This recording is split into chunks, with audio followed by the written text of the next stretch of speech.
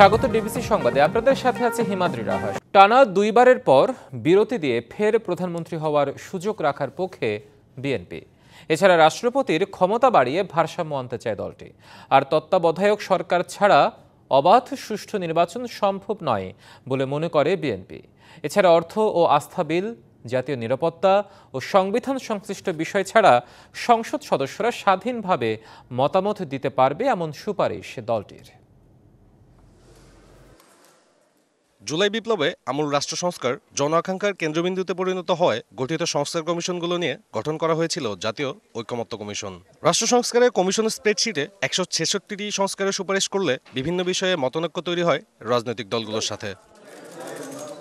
দেশের অন্যতম প্রধান রাজনৈতিক দল বিএনপির সাথে সংবিধান, নির্বাচন কমিশনের মতো ৫টি সংস্কার কমিশনের প্রস্তাবনার বিষয়ে ভিন্নমত নিয়ে ঐকমত্যে পৌঁছানোর লক্ষ্যে গত সপ্তাহে প্রথমবার বৈঠক করে বিএনপি। সেসব নিয়েই দ্বিতীয় দফায় রবিবার জাতীয় সংসদ ভবনের এলডি হলে ঐকমত্য কমিশনের সাথে বৈঠকে বসে দলটি। আলোচনার অগ্রগতি নিয়ে দলের স্থায়ী কমিটির সদস্য সালাউদ্দিন আহমেদ বলেন, সংবিধানের মূলনীতি নিয়ে কমিশনের সাথে ঐকমত্যে এসেছে বিএনপি। এখানে যে সমস্ত প্রস্তাব এসছে, স্থানীয় সরকারকে স্বায়ত্তশাসন, শক্তিশালী ও আর্থিক স্বাধীনতা ইত্যাদি নিশ্চিতকরণের বিষয়ে যেটা সংবিধানে উল্লেখ করার জন্য তাদের প্রস্তাব, আমরা বলেছি এগুলো আইনের মাধ্যমে করাটা সমীচীন হবে, তবে আমরা নীতিগতভাবে একমত। কথা বলেন নির্বাচনে প্রার্থীর ন্যূনতম বয়স, প্রধানমন্ত্রীর বিদ্যমান ক্ষমতা বহাল রেখে রাষ্ট্রপতির ক্ষমতায়ন সহ নানা গুরুত্বপূর্ণ বিষয়ে। Not more than 2 consecutive terms একজন ব্যক্তি প্রধানমন্ত্রী হতে পারবেন না, তারপরে একবার গ্যাপ দিয়ে তার পরবর্তীতে যদি ফ্রি ফেয়ার ইলেকশনের মাধ্যমে যদি সেই পার্টি আবার মেজরিটি পায়, তারা কাকে নির্বাচিত করবেন সেটা অপশন ফ্রি থাকা উচিত। আর্টিকেল 48 সাবসেকশন 3 এর পরে একটা নতুন সেকশন ইনক্লুড করা, রাষ্ট্রপতির হাতে আরও বেশি ইন্ডিপেন্ডেন্ট কিছু সিদ্ধান্ত গ্রহণের ক্ষমতা দিয়ে যায় আইন প্রণয়নের বিষয়ে। ওনারা মোটামুটি একমত হয়েছেন আমাদের সাথে। দ্বিতীয় পর্বে জাতীয় ঐকমত্য কমিশনের সাথে একই জায়গায় আবারও আলোচনায় তত্ত্বাবধায়ক সরকার ব্যবস্থার উপর জোর দেয় বিএনপি। আর্টিকেল 58 এবং 58 কেয়ারটেকার সম্পর্কিত যে সমস্ত বিধানগুলো সেটা রিইনস্টেট হয়ে যাবে আমরা ধরে নিতে পারি, তবে সেটা ত্রয়োদশ সংশোধনী বাতিলের যে রায়টা পেন্ডিং আছে রিভিউতে, সেটা ফাইনাল হওয়ার পরেই পুরোপুরি হবে। এখন প্রধান উপদেষ্টা কিভাবে, কোন ক্যাটাগরি থেকে কিভাবে আসবেন সেই পদ্ধতিগত বিষয়ে আমরা পুরোপুরি একমত হতে পারিনি। স্থানীয় সরকার স্বায়ত্তশাসন সংবিধানের মাধ্যমে নয়, আইনের মাধ্যমে করা উচিত। স্থানীয় সরকার নির্বাচনে দলের প্রতীক থাকবে না, এ ব্যাপারেও বিএনপি একমত বলে জানান সালাউদ্দিন আহমেদ। এটাও আইনের মাধ্যমে করা যায়, তবে নীতিগতভাবে একমত। সাব্বির রোজ, ডিবিসি নিউজ, ঢাকা। নির্বাচন কমিশনের উপর সরাসরি আস্থা না রেখে সামগ্রিক সংস্কার প্রক্রিয়ায় জোর দিয়েছে জাতীয় নাগরিক পার্টি এনসিপি। দলটি বলছে, বর্তমান কমিশনের অধীনে নয় বরং ঐকমত্য ও নির্বাচন ব্যবস্থা সংস্কার কমিশনের সুপারিশ বাস্তবায়নের মাধ্যমেই গ্রহণযোগ্য ও অংশগ্রহণমূলক নির্বাচন সম্ভব। প্রধান উপদেষ্টা রোডম্যাপ ঘোষণার আগে নির্বাচন কমিশনের তৎপরতা সন্দেহের চোখে দেখছে এনসিপি। রোববার প্রধান নির্বাচন কমিশনার এএমএম নাসির উদ্দিনের সঙ্গে বৈঠক হয় জাতীয় নাগরিক পার্টির 5 সদস্যের প্রতিনিধি দলের। পরে এ নিয়ে সাংবাদিকদের ব্রিফ করেন দলের মুখ্য সমন্বয়ক নাসির উদ্দিন পাটোয়ারি। প্রধান উপদেষ্টার আগে নির্বাচনী রোডম্যাপ নিয়ে ইসি কথা বলায় সন্দেহ প্রকাশ করেন তিনি। কোনো জায়গায় কথা বলার জন্য নির্বাচন কমিশন নিজেদের জায়গা থেকে সতর্ক থাকবেন, এবং প্রধান উপদেষ্টা যে কথা বলেছেন যে একটি ডিসেম্বর থেকে জুনের মধ্যে যে নির্বাচন, সেই বিষয়ে তারা কাজ শুরু করার জন্য করতে পারে, কিন্তু রোডম্যাপ বা সরকার থেকে কোনো দিক নির্দেশনা আসার আগেই যখন তারা নিজেদের থেকে কোনো কথা বলে থাকেন, সেটা নিয়ে আমরা একটু সন্দেহ পোষণ করি। সংস্কারের মাধ্যমেই হবে নির্বাচন, ইসিকে সে পথে হাঁটতে আহ্বান জানান মুখ্য এই সমন্বয়ক। যাতে সংস্কারের বিষয়গুলোকে ফোকাস করা হয়ে থাকে এবং সংস্কারের মধ্য দিয়ে একটি নতুন নির্বাচন আসে, সেই বিষয়ে আমরা তাদেরকে, যাতে নির্বাচন কমিশন সেদিকে ধাবিত হয়, সে বিষয়ে তাদেরকে কাজ যাতে নেয় বাংলাদেশের জনদাবির মুখে, সে বিষয়ে তাদেরকে আমরা দাবি জানিয়েছি। গত 3 নির্বাচনের সঙ্গে জড়িতদের তদন্তের মাধ্যমে বিচারের আওতায় আনার দাবি জানানো হয়। ঋণ খেলাপিদের বিষয়ে ইসিকে নির্বাচনের 3 মাস আগে সিদ্ধান্ত নেওয়ার কথা বলা হয় বৈঠকে। ঋণ খেলাপি হয়েও এবং তাদের যে হলফনামা নির্বাচন কমিশনে। নূপুর মাহমুদ, ডিবিসি নিউজ, ঢাকা। ডিসেম্বরের আগে নির্বাচন সম্ভব মনে করেন বিএনপির স্থায়ী কমিটির সদস্য আমির খসরু মাহমুদ চৌধুরী। বিকেলে গুলশানে বিএনপি চেয়ারপারসনের কার্যালয়ে গণ অধিকার পরিষদের সাথে বৈঠক শেষে কথা বলেন তিনি। বলেন, সংস্কারের বিষয়ে কোনো সংকট নেই, ঐকমত কোথায় কোথায় হয়েছে তা জানতে এক সপ্তাহের বেশি সময় লাগার কথা না। এ সময় গণ অধিকার পরিষদের সভাপতি নুরুল হক নূর বলেন, ডিসেম্বরে নির্বাচন না হলে দেশে সংকট সৃষ্টি হবে। রাজনৈতিক কর্মসূচি ঠিক করতে শরিক দলগুলোর সাথে শনিবার থেকে বৈঠক শুরু করেছে বিএনপি। রবিবার বিকেলে গুলশানে বিএনপির লিয়াজো কমিটির সাথে বৈঠক হয় গণ অধিকার পরিষদের। বৈঠকে বেশ কিছু বিষয়ে একমত হয় দুই দল। পরে আমির খসরু মাহমুদ চৌধুরী বলেন, ডিসেম্বরের আগে জাতীয় নির্বাচন আয়োজন সম্ভব। সবাই বলছে যে ঐক্যমতের পরিপ্রেক্ষিতে সংস্কার হবে, সবার প্রস্তাব জমা হয়েছে এবং সেই বিষয়গুলো বিবেচনা করে কোথায় কোথায় ঐক্যমত হয়েছে নির্ধারণ করার জন্য এক সপ্তাহ বেশি সময় লাগার কোনো কারণ নেই। গণ অধিকার পরিষদের নেতারা বলেন, নির্বাচন পেছালে লাভবান হবে আওয়ামী লীগ। এ সময় দুই উপদেষ্টার পদত্যাগ দাবি করেন তারা। দেশের ভবিষ্যতের জন্য, গণতন্ত্রের ভবিষ্যতের জন্য ডিসেম্বরের মধ্যেই নির্বাচন হওয়া উচিত। ডিসেম্বরের পরবর্তীতে নির্বাচন গেলে সেটি দেশে আরেকটা সংকট তৈরি করতে পারে। নির্বাচনের একটা সুস্পষ্ট রোডম্যাপ আমরা চাই। বিজয়ের মাসে আমরা বাংলাদেশের গণতন্ত্রের একটা নতুন বিজয় উদযাপন করতে চাই। গণহত্যার বিচার হতে হবে এবং গণহত্যাকারী দল হিসেবে আওয়ামী লীগকে শাস্তির আওতায় আনতে হবে। ইলেকশন নিয়ে যদি ধোঁয়াশা তৈরি হয় সেক্ষেত্রে সবথেকে বেশি লাভবান হবে আওয়ামী লীগ। যে এই সরকারে এনসিপির দুজন ছাত্র উপদেষ্টা রয়েছে, আমরা মনে করি প্রশাসন এবং সরকারের নিরপেক্ষতার জন্য এই এনসিপির দুজন ছাত্র উপদেষ্টা পদত্যাগ করতে হবে। এর আগে রাজধানীতে এক অনুষ্ঠানে অল্প সময়ের মধ্যে জনগণের প্রতিনিধিত্ব করার আশা প্রকাশ করেন বিএনপি মহাসচিব। আমরা কিন্তু এখনো সেই গণতান্ত্রিক উত্তরণ আমাদের হয়নি। আমরা নির্বাচনের মধ্য দিয়ে একটা নির্বাচিত সরকার ও পার্লামেন্ট এখনো পাইনি। যারা আজকে বাংলাদেশে একটা বিভাজন সৃষ্টি করতে চায় তারা কখনোই বাংলাদেশের পক্ষের মানুষ নয়।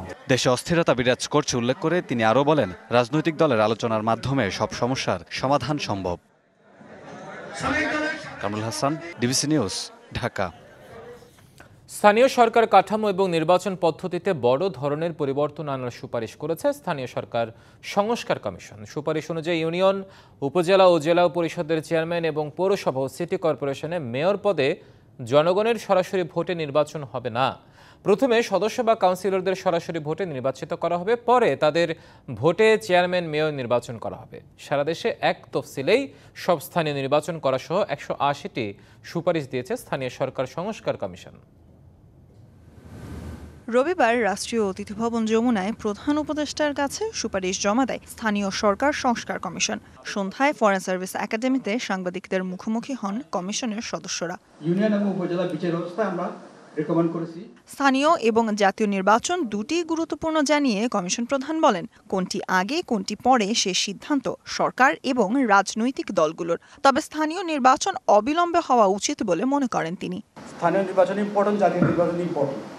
এটাকে একটার আগে একটা পরে একটা করলে আর একটা করতে পারবো না, এই জাতীয় শর্তই বোধহয় আমার মনে হয় এটা অমূলক কথা। দুইটাই করতে হবে। তো আমরা চাই স্থানীয় নির্বাচনটা অবিলম্বে করা হোক, কারণ এটা কোনো অন্য রাজনৈতিক কনসিডারেশন না। এ সময় একক তফসিলে সারা দেশে স্থানীয় সরকার নির্বাচন আয়োজনের সুপারিশ করা হয়। দেয়া হয় মেয়র বা চেয়ারম্যান নির্বাচন সরাসরি জনগণের ভোটে নয়, কাউন্সিলরদের ভোটে করার প্রস্তাব। পার্লামেন্টে এমপি ইলেকশনটা হয়, প্রাইম মিনিস্টার ইলেকশন বা মন্ত্রী ইলেকশন হয় না। সেইভাবে এখানে সব সময় সব টিয়ারে শুধু মেম্বার এবং কাউন্সিলর নির্বাচন হবে। এই নির্বাচনটা যেটা আপনি বললেন, আমরা সিঙ্গেল শিডিউলে একদিনে ইউনিয়ন, উপজেলা, জেলা, পৌরসভা, সিটি কর্পোরেশন সবটা করতে পারবো। এছাড়াও উঠে আসে একটি স্থানীয় সরকার কমিশন গঠনের প্রস্তাবনাও। আমরাও লোকাল গভর্নমেন্ট কমিশনটা পুনঃস্থাপন করার জন্য সরকারকে বলবো এবং তার জন্য একটা আইনও আমরা করে দিয়েছি, খসড়া আইন করে দিয়েছি। সেই আইনটা করে লোকাল গভর্নমেন্ট কমিশনটা করলে যেটা সুবিধা হবে, যে রিকমেন্ডেশনসগুলো আছে সবগুলো রিকমেন্ডেশন বাস্তবায়নের ক্ষেত্রে এই কমিশন সরকারকে সাহায্য করতে পারে। প্রতি নির্বাচনে 1/3 ওয়ার্ডে নারীদের প্রতিদ্বন্দ্বী হবেন শুধুমাত্র নারী প্রার্থীরাই, এমন সুপারিশও দিয়েছে কমিশন। আসন সংরক্ষণ না, 3 আসনের মধ্যে একটা আসন আলাদা করে ইলেকশন করা, সেটা না করে ওই 3টা আসন 3টা ওয়ার্ড আপনি নির্ধারণ করবেন। এই 3টা ওয়ার্ডে পুরুষ কন্টেস্ট করবে না, ফলে উনি একটা ওয়ার্ড পাবেন এই 5 বছর। Sultana Swarna, DBC news, Dhaka. তিস্তা মহাপরিকল্পনা এখনও চিন্তাতেই আছে। এটি এখনো প্রকল্প হয়ে ওঠার মতো কোনো অগ্রগতি হয়নি, এমন কথা জানালেন পরিকল্পনা উপদেষ্টা। দুপুরে একনেক বৈঠক পরবর্তী ব্রিফিংয়ে তিনি বলেন, চীন সহায়তা দিতে আগ্রহী হলেও ভারতের সহযোগিতা ছাড়া তিস্তা প্রকল্প বাস্তবায়ন কঠিন। চীনের দুঃখ ছিল হুয়াংহো নদী, আর বাংলাদেশে উত্তরাঞ্চলের কান্না মরা তিস্তা। উজানের দেশ ভারত পানির ন্যায্য হিস্সা না দেয়ায় পুরো অঞ্চল যেন ধীরে ধীরে অনেকটাই মরুতে রূপ নিচ্ছে। অন্তর্বর্তী সরকার ক্ষমতা নেয়ার পর আশা জাগাচ্ছিল চীনা সহায়তায় তিস্তা মহাপরিকল্পনা বাস্তবায়নের, কিন্তু পরিকল্পনা উপদেষ্টা জানালেন সে আলোচনা এখনো প্রকল্প হয়ে ওঠার মতো পরিপক্ক হয়নি। তিস্তা প্রকল্প যেই পানি আসে ভারতের সহযোগিতা ছাড়া আসলে কি হবে, এটা পূর্ণাঙ্গ কোনো পরিকল্পনা এখনো তৈরি হয়নি। একটা নকশা ধরনের চীনের পক্ষ থেকে বেশ কয়েক বছর আগে দেওয়া হয়েছিল, কিন্তু এটাকে ঠিক প্রকল্প বলা যাবে না। উপদেষ্টা জানান, প্রধান উপদেষ্টার সভাপতিত্বে একনেক সভায় অনুমোদন দেয়া হয়েছে প্রায় 13,000 কোটি টাকা ব্যয়ে বে টার্মিনাল প্রকল্পের। চট্টগ্রামে এ সমুদ্র বন্দর নির্মাণে 9,333 কোটি টাকা ঋণ দেবে বিশ্বব্যাংক। বাংলাদেশের সমুদ্র বন্দর তো চিটাগাংকেই বলা হয়, কিন্তু চিটাগাং তো আসলে সমুদ্র বন্দর না, চিটাগাং হলো একটা নদী বন্দর। বে টার্মিনাল এই অনেক দিন ধরে এর সম্বন্ধে আলাপ আলোচনা হচ্ছিল, কিন্তু শুরু হচ্ছিল না কিছুতেই। এটা আমরা আজকে পাশ করে দিয়েছি। বৈঠকে রোহিঙ্গা সংকট মোকাবিলায় 394 কোটি টাকা ব্যয় বাড়িয়ে 2,382 কোটি টাকার একটি প্রকল্পের দ্বিতীয় সংশোধনী অনুমোদন দেয়া হয়। আমাদের এখন চিন্তা হলো যে যুক্তরাষ্ট্রের এখনকার যে নতুন ট্রাম্প অ্যাডমিনিস্ট্রেশনের পলিসি, তাতে করে আমরা রোহিঙ্গাদের এই যে অনুদান আমাদের প্রয়োজন হয়, এটা ভবিষ্যতে কীভাবে বা ইউএনওর মাধ্যমে আমরা কতটুকু সেটা পেতে পারবো। এর আগে প্রধান উপদেষ্টার সভাপতিত্বে অনুষ্ঠিত হয় অন্তর্বর্তী সরকারের ৮ম একনেক সভা। এতে 24,247 কোটি টাকা ব্যয়ে 16টি উন্নয়ন প্রকল্প অনুমোদন দেয়া হয়। মোস্তফা মাহবুব, ডিবিসি নিউজ, ঢাকা। যে কোনো মুহূর্তে সাবেক প্রধানমন্ত্রী শেখ হাসিনার গণহত্যার তদন্ত শেষ হবে বলে জানিয়েছেন ট্রাইব্যুনালের চিফ প্রসিকিউটর তাজুল ইসলাম। তিনি আরও জানান, অন্তত 200 গুমের সঙ্গে শেখ হাসিনা ও সাবেক সেনা কর্মকর্তা জিয়াউল হাসানের জড়িত থাকার প্রমাণ পেয়েছে প্রসিকিউশন।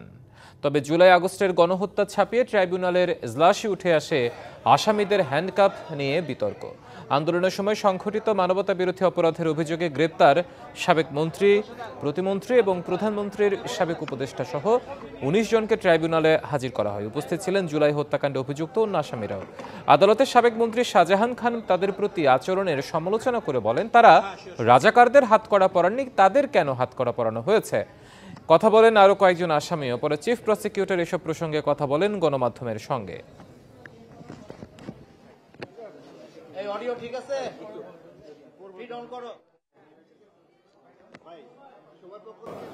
পরবর্তীতে শেখ হাসিনার বিরুদ্ধে দুটো মামলা ছিল আজকের শুনানির তালিকায়। একটি মামলা ছিল জুলাই এবং আগস্টের গণহত্যার সাথে তার সম্পৃক্ততার ব্যাপারে। সেই মামলাটি আমরা জানিয়েছি আদালতকে যে আমাদের তদন্ত একদম চূড়ান্ত পর্যায়ে আছে, যে কোনো মুহূর্তে এই তদন্ত রিপোর্টটা দাখিল হবে। এবার দেখবেন সিএসআরএম এর সৌজন্যে ডিবিসি এক্সপ্রেস। শিক্ষা, স্বাস্থ্য, মাদক এবং কর্মসংস্থান সহ 5টি সমস্যায় জর্জরিত পঞ্চগড় জেলার জনজীবন। অভিভাবকহীন থাকায় অনিশ্চয়তার মধ্যে দিন পার করছেন এখানকার মানুষ। সমস্যা সমাধানে সংশ্লিষ্টদের উদাসীনতাকেই দায়ী করছে সাধারণ মানুষ। প্রশাসনের দাবি, আইনশৃঙ্খলা বাহিনীর তৎপরতায় কমেছে অপরাধ। প্রায় 12 লাখ মানুষের বসবাস পঞ্চগড়ে। 2টি সংসদীয় আসনে ভোটার 9 লাখের বেশি। সিংহভাগই নাগরিক সুবিধা থেকে বঞ্চিত। সীমান্তবর্তী ও দেশের সর্ব উত্তরের এই জেলাটিতে নেই ভালো মানের শিক্ষা প্রতিষ্ঠান। আমাদের এখানে মেডিকেল কলেজ নেই, আমাদের এখানে কোনো বিশ্ববিদ্যালয় নেই। আমি মনে করি আমাদের এই যোগাযোগ ব্যবস্থাটার উন্নয়ন হওয়া দরকার। আমাদের পঞ্চগড়ে শিক্ষার খুবই দুরবস্থা। ধারে কাছে যদি মনে করেন যে কোনো বিশ্ববিদ্যালয় থাকে পড়তে পারে, তাহলে তাদের অনেক উপকৃত হয় আর কি। পঞ্চগড়ের স্বাস্থ্য ব্যবস্থাপনার চিত্র ভয়াবহ। 12 লাখ মানুষের জন্য চিকিৎসক মাত্র 65 জন। চালু হয়নি 250 শয্যার হাসপাতালটিও। এখানকার রোগী রংপুরে রেফার করলে আমরা অনেকেই রংপুরে যাইতে পারি না এবং আমরা সঠিক চিকিৎসাটা আমরা পাই না। পঞ্চগড় সীমান্তবর্তী জেলা হওয়ায় হাত বাড়ালে মিলে মাদক এখানে অন্যতম বড় চ্যালেঞ্জ। জেলার একমাত্র ভারী শিল্প প্রতিষ্ঠান পঞ্চগড় চিনিকল বন্ধ 2020 সাল থেকে। কর্মহীন 5 শতাধিক শ্রমিক কর্মচারী। আমার দাবি পঞ্চগড় চিনি মিল চালু করতে হবে, শালবাহান তেলের খনি চালু করতে হবে। পঞ্চগড় জেলার সবচেয়ে ভারী শিল্প প্রতিষ্ঠান চিনিকল ছিল, সেটা গত সরকারের আমলে সিন্ডিকেটের কারণে সেটা ধ্বংস হয়ে সেখানে হাজার হাজার লোকের চাকরি হারাতে হয়েছে। মাদক নিয়ন্ত্রণের পদক্ষেপ নেওয়ার কথা জানালেন পুলিশ সুপার। এখানে আমরা দেখেছি যে মাদকের বেশ প্রকোপ রয়েছে। সকল শ্রেণী পেশার মানুষকে একত্রিত করার কারণে আমাদের এখানে আলহামদুলিল্লাহ মাদকটা অনেকটা কমে এসেছে। দলমত এক হয়ে জেলার সমস্যা সমাধানে কাজ করার উপর গুরুত্বারোপ করেন জেলা প্রশাসক। এই জেলা শিক্ষা ব্যবস্থা এবং চিকিৎসা ব্যবস্থা দুটি বলবো যে আসলে অনেক পিছিয়ে আছে। ইতিমধ্যে বিষয়গুলো আমি সরকারের দৃষ্টিতে নিয়ে এসেছি। আমি আমাদের প্রতিবেদনের মাধ্যমে, চিঠির মাধ্যমে সরকারকে অবহিত করেছি। Ariful Islam, DBC news, Panchagarh. উৎসাহ উদ্দীপনায় প্রায় 2 যুগ পর অনুষ্ঠিত হয়েছে পাবনা সরকারি এডওয়ার্ড কলেজ শাখা ছাত্রদলের দ্বিবার্ষিক সম্মেলন ঘিরে জেলার সর্বস্তরের নেতাকর্মীদের মাঝে দেখা দেয় উৎসবের আমেজ। শক্তিশালী ও জনপ্রিয় নতুন নেতৃত্ব আসবে এমনটি আশা করছেন কেন্দ্রীয় নেতারা। সর্বশেষ 2003 সালে অনুষ্ঠিত হয়েছিল পাবনা সরকারি এডওয়ার্ড কলেজ শাখা ছাত্র দলের দ্বিবার্ষিক সম্মেলন। দীর্ঘ সময় পর রবিবার অনুষ্ঠিত হয় সম্মেলন। নেতৃত্বের লড়াইয়ে সভাপতি পদে 4 জন ও সাধারণ সম্পাদক পদে 10 জন প্রতিদ্বন্দ্বিতা করেন। ভোটার ছিলেন 2002 জন। ভোটাধিকার প্রয়োগ করতে পেরে খুশি তারা। কাউন্সিল উপলক্ষে যে গণতান্ত্রিক প্রক্রিয়াতে ভোটের মাধ্যমে নেতা নির্বাচন হবে, এতে আমরা অনেক আনন্দিত এবং খুশি। আজকে সেই অধিকারটা ফিরে পাইছে কেবলমাত্র ছাত্র দলের মাধ্যমে। ছাত্র দল আজকে আমাদেরকে ভোট দেওয়ার সুযোগ করে দিয়েছে, আমি খুবই আনন্দিত। তৃণমূলের ভোটে নেতা নির্বাচনে দক্ষ, যোগ্য ও শক্তিশালী নতুন নেতৃত্ব আসবে এমনটি প্রত্যাশা নেতাকর্মীদের। শিক্ষার্থীরা তাদের প্রিয় ভোটারকে সরাসরি ভোট দিয়ে তাদের প্রিয় নেতৃত্বকে বাছাই করবেন। এই সম্মেলনের মাধ্যমে সংগঠন উপকৃত হবে এবং নতুন নেতৃত্ব দেশ গঠনে গুরুত্বপূর্ণ ভূমিকা রাখতে পারবে বলে মনে করছেন কেন্দ্রীয় নেতারা। জনাব তারেক রহমানের উৎসাহে আমাদের সারা বাংলাদেশের 38টি টিম কাউন্সিলের মাধ্যমে যে আমাদের নেতৃত্ব নির্বাচনের চর্চা এটি চলে যাচ্ছে। এতে করে আমাদের মূল দল উপকৃত হচ্ছে এবং মূল দলের নেতৃত্ব বিকাশিত হচ্ছে। 2500 সাংগঠনিক কাঠামো গড়ে তুলবে শিক্ষা প্রতিষ্ঠানের। প্রতিটি নেতৃত্ব সেখানে তারা কন্ট্রিবিউশন রাখতে পারবে। পাবনার মতো সারা দেশেই গণতান্ত্রিক পদ্ধতিতে সম্মেলনের মাধ্যমে নেতা নির্বাচন করা হবে বলে জানান তারা। Partha Hasan, DBC news, Pabna. আবারও সিটস ফর দ্য ফিউচার প্রতিযোগিতার আয়োজন করেছে হুয়াওয়ে বাংলাদেশ একাডেমিতে উদ্বোধন অনুষ্ঠানে নিবন্ধন শুরুর ঘোষণা দেওয়া হয়। স্নাতক পর্যায়ে অধ্যয়নরত শিক্ষার্থীরা এই প্রোগ্রামে অংশ নিতে পারবে। এবছর প্রতিযোগিতাটির বাংলাদেশ রাউন্ডের চ্যাম্পিয়ন পুরস্কার হিসেবে পাবে হুয়াওয়ে ম্যাচবুক। এছাড়া প্রথম রানার আপ এবং দ্বিতীয় রানার আপের জন্য থাকছে হুয়াওয়ে প্যাড এবং হুয়াওয়ে স্মার্ট ওয়াচ। বাংলাদেশ রাউন্ডের সেরা 8 শিক্ষার্থী টেক ফরওয়ার্ড প্রতিযোগিতায় অংশ নিতে চীন ভ্রমণের সুযোগ পাবে।